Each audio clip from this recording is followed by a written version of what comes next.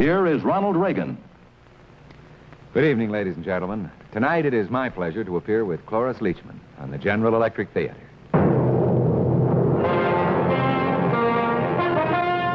In research, in engineering, in manufacturing skill, at General Electric, progress is our most important product. This is the southern town of Lystra. Some 2,000 people call it home. To me, it's just an overnight stop.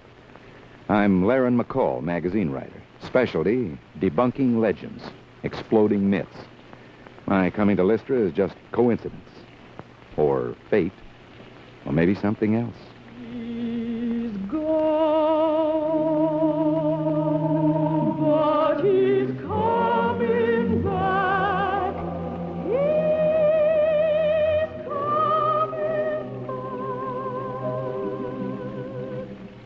If he goes 10,000 miles, look away,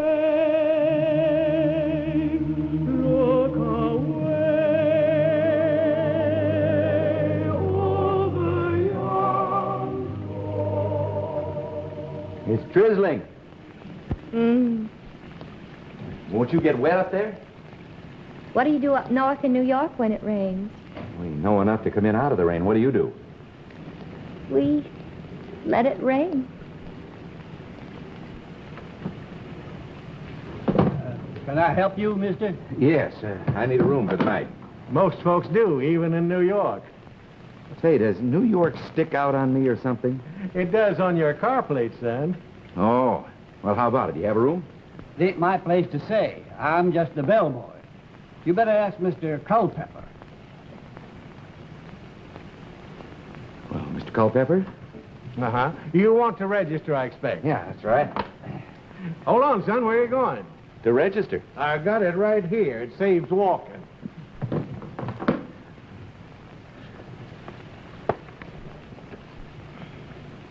Laren W. McCall, Watertown, New York.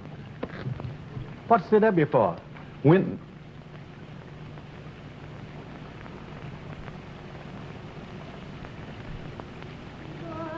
Is it important? No. Salesman? All righter. You the L.W. McCall that has them articles in Collier's and the Saturday Evening Post? That's right. You've read them? Sometimes I have quite a wait at the barber shop. Sourmouth tales, as I recall. Well, that's my secret. See, if you write an article about a sweet old lady, you could paper your room with rejection slips. But if you can prove the sweet old lady's fronting for a nationwide bookmaking ring, you have to beat the editors away with a riding crop. Going to write something about Lystra? No, we're just passing through. What time is dinner served? 6:30. Only down here we call it supper. Thanks. I wouldn't eat it if I was you. Why not? It's your hotel, isn't it? Mr. McCall, I've been setting the best dinner table in North Carolina for 43 years. Always the same price, 4 bits. But these days, to make out on dinner, I have to scrimp on supper. Where do you eat supper? At the Morgan place. Best supper table in North Carolina. Skimps on dinners. I'll walk over with you as soon as I hide my cash box in the umbrella stand. Hold on, son. Front. Right here, Mr. Call. Room 12.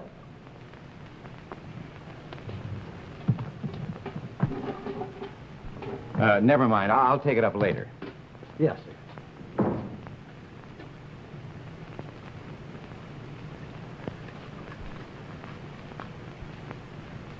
Yes, sir. Why don't you talk the while to Leah Beth? Is that the girl in the tree? Pretty, ain't she? It's her mama sets the supper table. Like a marble goddess. Hey, that's it. What's it? There's no statue out there in the square. This is the first town I've passed south of Richmond that didn't have a Confederate monument. How come? Suppose you ask her. She knows. Hey, Leah Beth. A friend of mine wants to know why there is no secession statue here in Lystra. Name is McCall. Laren Wenton McCall. Aims to eat over at your house. Hi. Nice out, isn't it? If you like a nice, healthy drizzle, I like to sit in the rain, don't you? I'll take an umbrella. Well, that takes all the fun out of it. Like swimming with your clothes on or sleeping with the windows down. I bet you think the rainbow is a spectrum. Well, isn't it? Here in Lister, we call it the hem of heaven's gown. We like it that way. Well, what does that have to do with the missing Confederate monument? We don't need one. The whole town is a monument. You see, Lister is a town where all the young men volunteered and rode away to the army one night. The Confederate Army, I assume. That's right. They were all young and dashing. They went off on white horses, laughing and singing gallant songs, wearing yellow sashes. They were all lost. Every young man in the town. It's sad. Sure, they probably fell out at a saloon 5 miles outside of town. I don't understand. Oh, come now. That's one of the standard myths made up of moonlight and magnolia. If you'll excuse me, Mr. McCall, Mom will be waiting supper. Oh, wait a minute. I'll help you down. Miss Morton.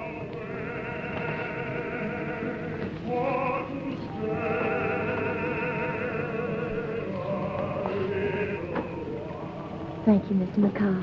Well, it was my pleasure, Miss Morton. I wondered what you'd be like. What? I like you just the way you are. Mom will be waiting supper.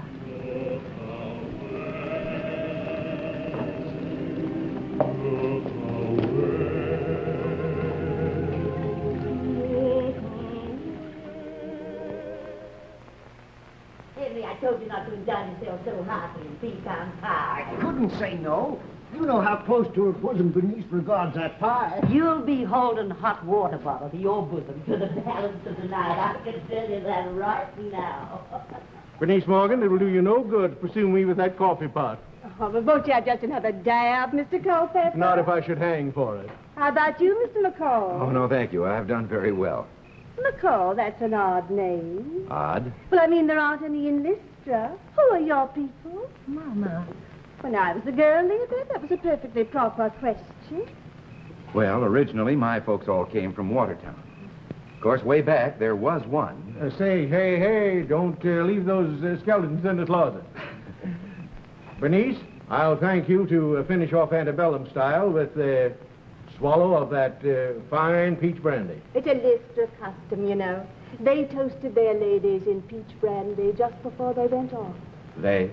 The young men that never came back. Care to join me, Mr. McCall? No, thank you. In that case, Leobeth, why not show him the sword in the tree? If he wants to see it. Of course he does. I'll have that pot for you in just a minute, Mr. Carl. I just have to pick up the table.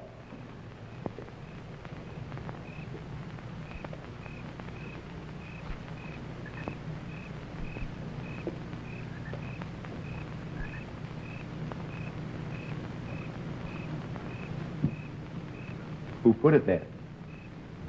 One of those who went away and never came back.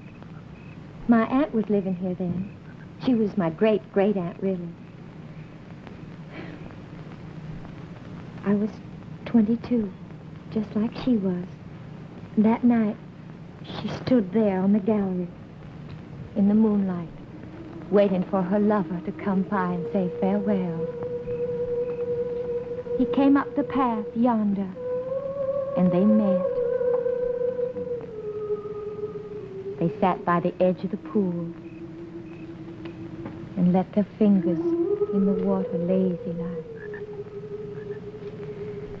And when he left her, he drew his sword and stuck it in the tree. It was only a sapling then, but he swore that so long as the sword remained there, the honor of this house would be without blemish. The tree grew up around the sword, but there it is, still there. He was riding a white horse. Wearing a yellow sash. I know how she felt. Waiting night after night in the moonlight. Waiting for the sound of the horse's hoofs. For the flash of the yellow. Waiting to feel his arms around her. Waiting to be kissed.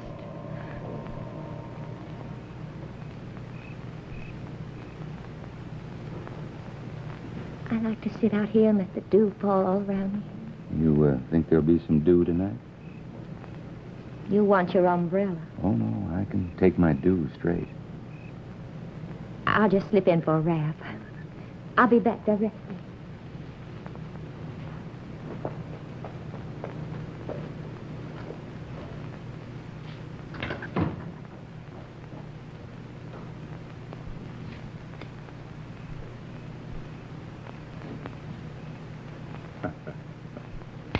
Larry?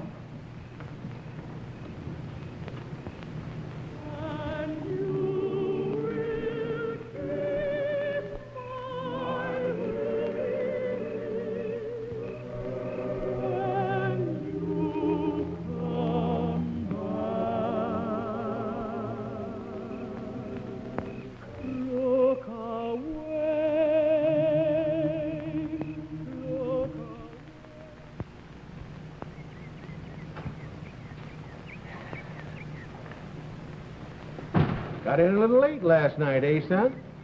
The dew was behind schedule. You know, Mr. Cull, there's a sword hanging in a tree over there at the Morgan place. Only when you get some light on it, it's a rusty old scythe blade. Looks nicer in the moonlight. They say hereabouts that moonlight don't mimic. Don't what? Mimic. It's an old word we have. Mimic's a destroyer. When something's mimicked, it's dried out and shriveled up. I suppose that's what happened to Leah Beth's great aunt. In a way, time is a mimic, and it caught up with her. She told folks that she was married secret. She had to tell them something. And time went by, and she finally realized that he would never come back.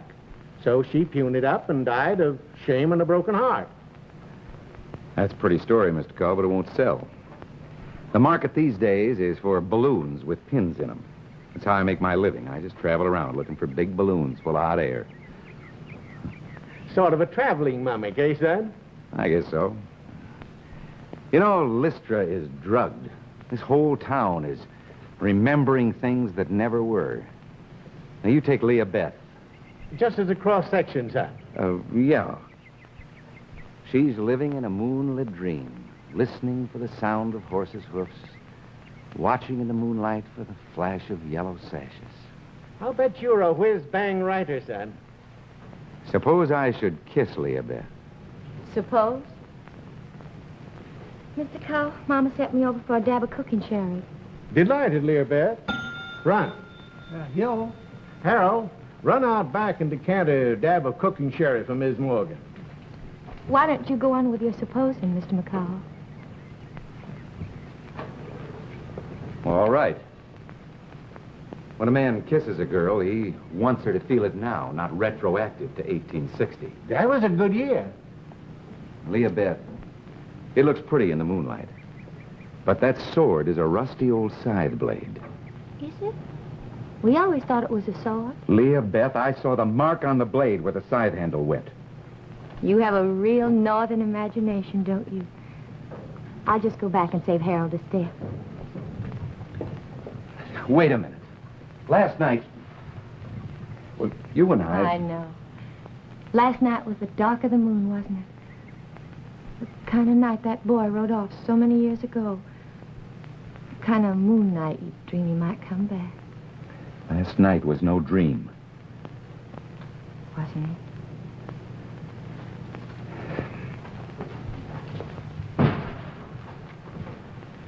Mighty pretty girl. Yes, with a wall of lace antimacassars between her and reality. She's way back yonder waiting for some runaway lover that died 3 generations ago. If a man wanted her, he'd have to tear all that away. Where can I send a telegram? At the depot, why? I think I'll tell my editor what my next article's going to be. Lystra, I'm going to mimic your legend. White horse, yellow sash, sword, and all. Is that for sure? Why? Because underneath all that magnolia meringue, that's a real girl. I had a suspicion. And I want her here and now in this century. And to do that, I gotta yank her and this whole town right out of that dream. You've got your mamakin cut out for you right enough. And I'll have to stay around for a little while. Do you want me to register again?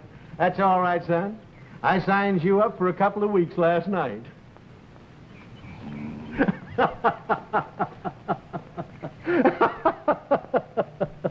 Acts like a fella in love.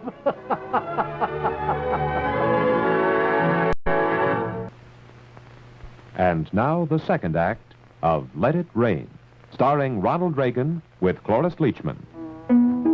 Up on the mountain the other day, the pretty little flowers grew. Never did I know till the other day what love, oh love, could do, what love, oh love, could do. Can you still tell the difference between a sword and a scythe? Oh, the more I look at it, the more I realize that's the first curved Highland broadsword I've ever seen. Some might even erroneously call it a claymore. You are sweet, Larry. You're a gentleman and a darling. A week ago, I was a mimic. You're a darling. Henry, when you going to learn to teach brandy go straight to your liver? Jenny, I had to toast the gallant company of Lystra now, didn't I? Next time you do your toasting in Dr. Pepper, I'm sure the Gallant Company would understand about your liver. You love me. I love you, Leah Beth. I love you in the rain. I love you barefooted in the dew. I'll even come riding up on a white horse if that's the way you want it. Wearing a yellow sash? I gotta draw the line someplace. No sash. I don't care. That's why we say to let it rain. It's easier than trying to push the raindrops back into the clouds. Leah Beth, I'm serious now. Do you love me when the moonlight's gone? The darker the moon dreams deepest. You don't understand. I'm going to write that article. I'm going to debunk Lystra. Tear it to shreds with a national circulation. Why, you conceited darling. Nobody in Lister takes no account of a Yankee rider. Even if I can't find out the name of the farmhand that hung that scythe in the tree, I'll dig up enough facts to blow that legend sky high. You sweet darling. What was your aunt's name? My great-great-aunt? Yeah. Leah Beth. Oh, sure. Yeah, that figures. Yeah, Mama would name you after the family martyr. What was the name of the gallant cavalier that left his sword and rode off into the night? You wouldn't believe me. No, you don't. Now, don't you go writing me into that dream. Don't tell me his name was McCall. Oh, no, it was Culpepper. Oh, well then. Laren Winton Culpepper. Leah Beth, you've got the most delightful, dry, deadpan sense of... You mean it, don't you? He swore he'd come back for Leah Beth, and his name was Laren Winton. You're telling the truth. No wonder you looked at me so strangely when I came there. Oh, no, not strangely. Lystra understands coincidence. Coincidence? That's a masterpiece of understatement. Laren Winton left his sword over 100 years ago as a pledge of honor. And now I have come back to redeem that pledge. You're here, darling. Oh, Leah Beth, the names are accidental. Nobody would believe a thing like that. We would. Here in Lystra. We know. Excuse me, Leah Beth. Where are you going?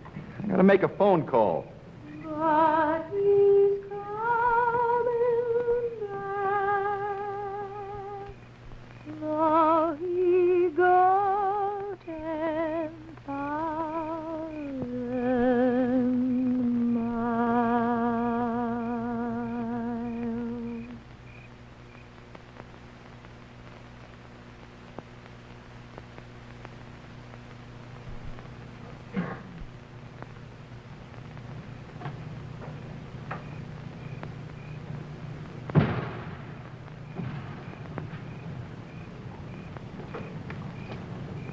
Culpepper, There was a Culpepper in that gallant company that rode off and didn't come back.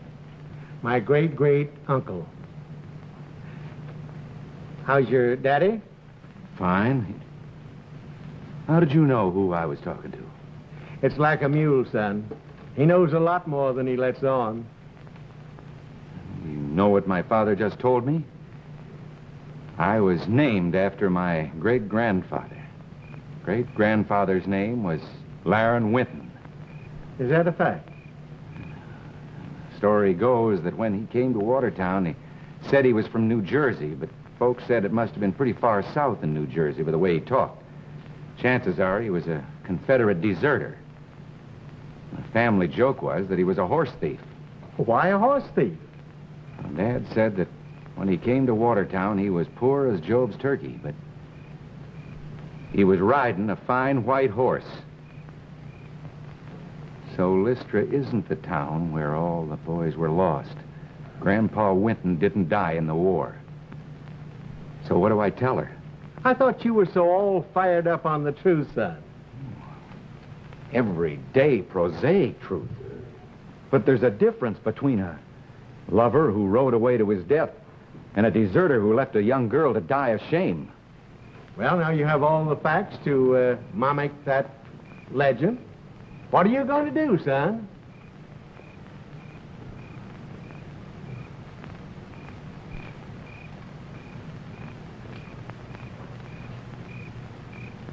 If you destroy a dream, what happens to the dreamer?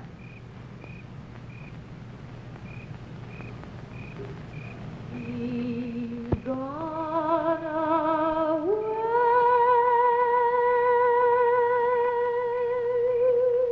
For to stay a little while. Did you make the call? But he's coming back. Though he go 10,000 miles.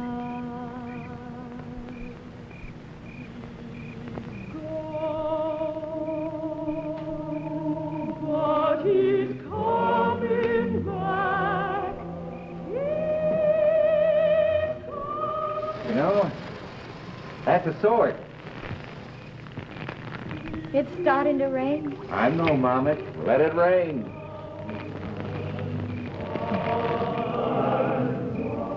Look away, look away over yonder. Until next week, then, Merry Christmas and good night for General Electric.